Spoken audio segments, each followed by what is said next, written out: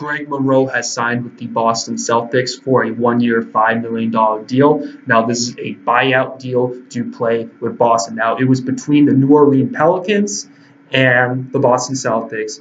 And the reason why he picked the Celtics was because they were going to offer him more money. Now, a lot of times when it comes to the NBA, a lot of the NBA looks like a big bandwagon sport that it's more of that you can't beat them, join them. Obviously, I don't think Greg Monroe has a real rivalry with the Celtics, of course, and all of that.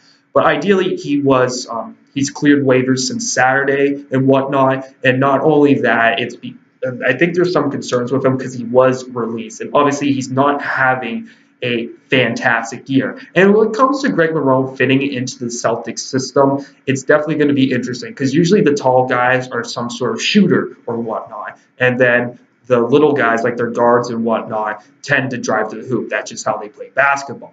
And so when it comes to Monroe, he's definitely a rebounder. He's a guy who can play really well in the post. I mean, I like post guys a lot personally, but when it comes to this and all, you have to it's going to be an interesting situation, and he's going to play in a system where he's really not going to have that much help with rebounding and whatnot. Obviously, they signed Aaron Baines and all that, and Aaron Baines obviously is a guy who's a really good rebounder and whatnot, kind of like that Kendrick Perkins kind of esque player, but it's just how the Celtics play basketball, the system's really against them. So when it comes to statistics, don't get really blown away about how many rebounds he is. I don't think he's going to average a ton of rebounds in the Celtics system and whatnot, but obviously he is a depth piece right there. And the Celtics did try to target him during a couple seasons ago, during the deadline and whatnot. He's been rumored to go to Boston, get traded and whatnot.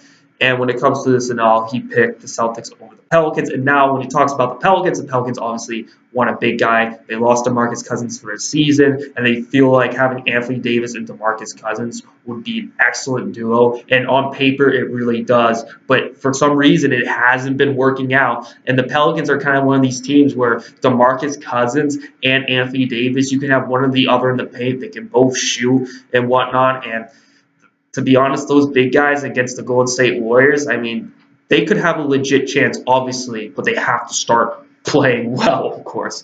So when it comes to it all, Greg Monroe is going to be an interesting signing. Is this going to put the Celtics over the top? I guess it makes them obviously better, and obviously they did lose Gordon Hayward for the season, like first game of the season, I want to say. And not only that, I mean, they are the favorites to win the East right now. Obviously, I thought it was going to be the Cavaliers this year, but ideally, I don't think that's going to be the case and all that. But overall, when it comes to facing the Golden State Warriors or maybe possibly facing the Houston Rockets in the final, the Celtics still have some ways to go to compete with those teams.